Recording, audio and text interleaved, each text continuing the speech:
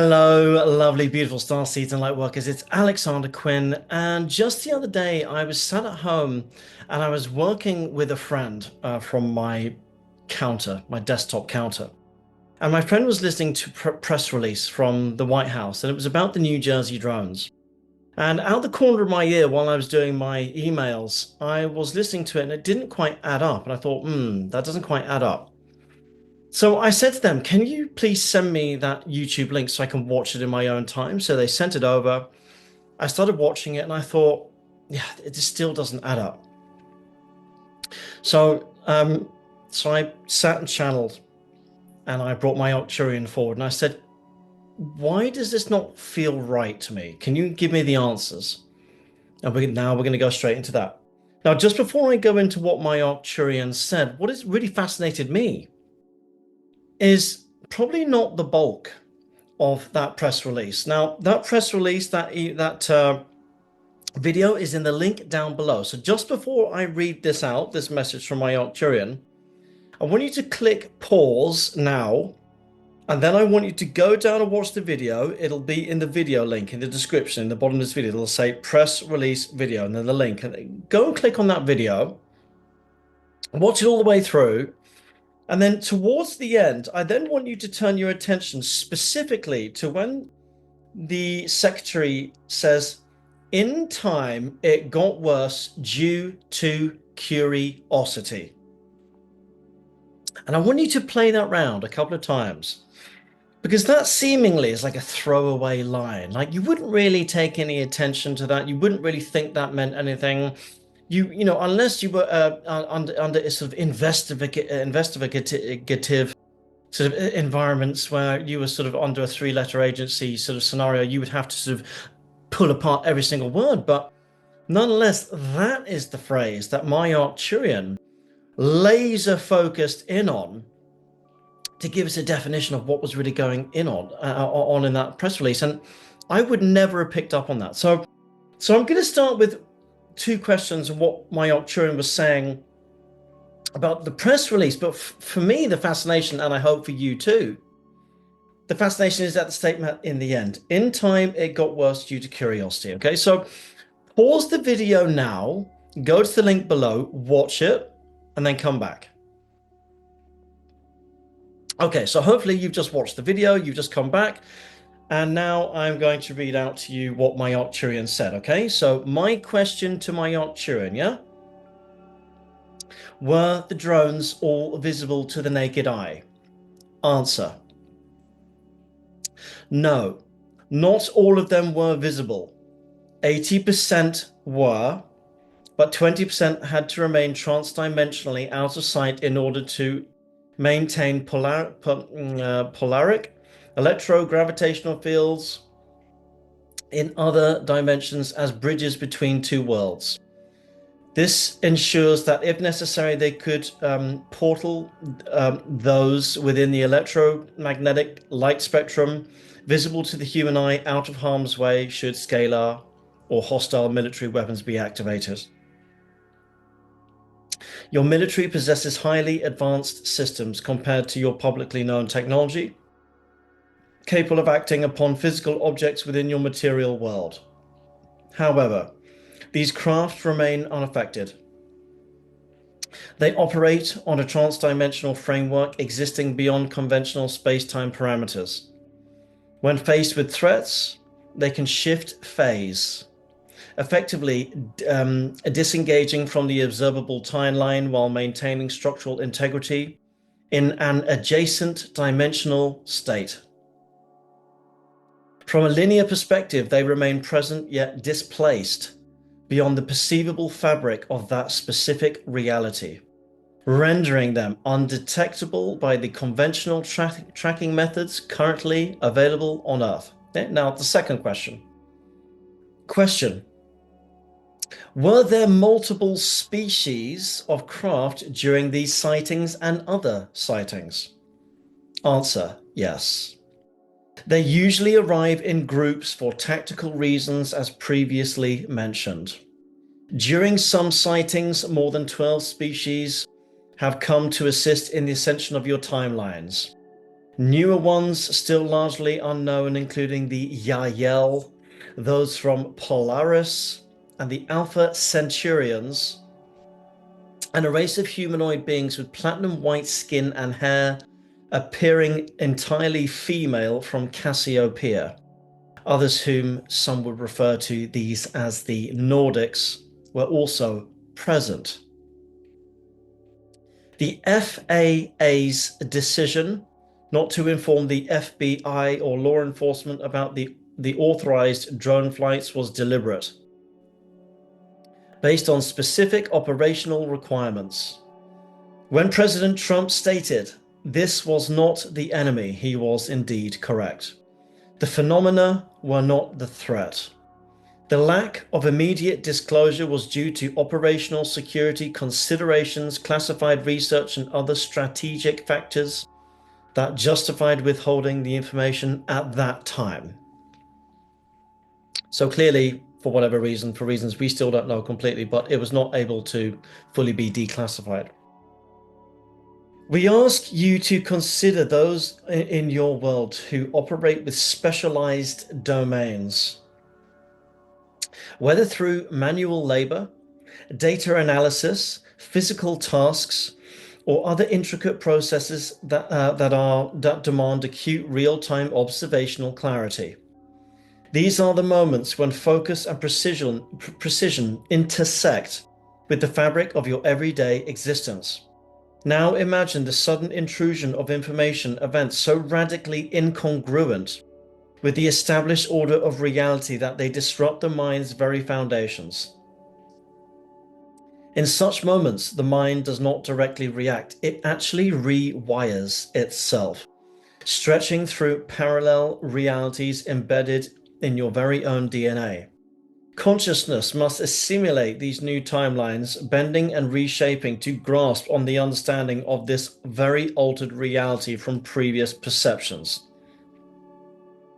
Consider the mundane act of chopping vegetables. One might hold the knife with deliberate intention, yet simultaneously an aspect of oneself may unknowingly fracture within this very moment. The self exists both here and elsewhere, navigating the complex layers and shifting timelines. This process, one might argue, might occur gradually, slowly, and gently. The introduction of such profound shifts into the fabric consciousness cannot be abrupt, for it would destabilize the delicate balance of existence within the fourth dimensional operations of the Earth matrix.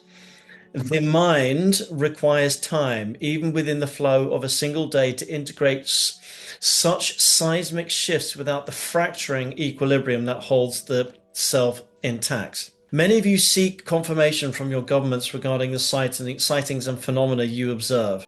Yet the information is slowly and intentionally drip-fed to you.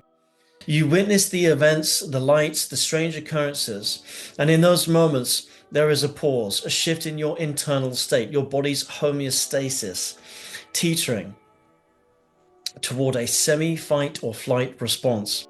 This is followed by an official statement from earthly authorities reassuring you that it was nothing more than a natural phenomenon. This response is purposeful, designed to slowly deprogram the unawakened mind, tempering sensitivity to the frequencies and the signs. For instance, imagine a neighbor saying, "Don't worry, Dorothy, it's just another one of those lights. There's no need to be concerned," until, of course, they become a natural part of your sky. Once equilibrium is restored and the minds have adapted to this new normal, authorities will, based on the planet's vibrational state, begin to introduce the reality that some phenomena may not be of earthly origin. The gradual transition is necessary because the psychological fabric of human consciousness in a fourth dimensional matrix construct is still more fragile than is often anticipated. Consider this also. Those in the disclosure community might advocate for extreme measures, such as their members taking a large dose of psilocybin, like a 10-gram dose on an empty stomach, without proper psychological preparation or risk management prior to full disclosure. We use this as a metaphorical assimilation. While the intention may be to expand awareness, like taking a sledgehammer to a nut, this form of shock treatment bypasses the necessary psychological buffering and planning needed to potentially destabilizing effects. The human mind requires gradual, careful acclimatization to such profound shifts in perception as its inherent sensitivity to these concepts must respect and be handled with caution and love. At this time, we are providing only what the collective consciousness can manage. We are also present within the dream states of some of your leaders, planting seeds that allow those in positions of power to act in ways that minimalize through their free will, concern or damage once we reveal ourselves more openly, which increasingly over the next 5 years will happen. I love this next bit. They say when the Vegans, through David Morse, yeah, I'm assuming he's an actor, met Jodie Foster's character in Contact on a beach in your adaptation of the film Contact, the vegan message was small steps. We urge you to remember that disclosure is not a race, but a spiritual marathon. Now, remember I said go to the link down below and watch the press release. I think it's Secretary Caroline or Carolina. This is what the Arcturians lays it in on, yeah? Everything I just said is periphery. For me, this was the really fascinating bit. The statement, yeah? She says at the end, the phrase, in time it got worse due to curiosity. This reflects the tension experienced by the White House Press Secretary Caroline between the pursuit of human exploration and its unintended consequences.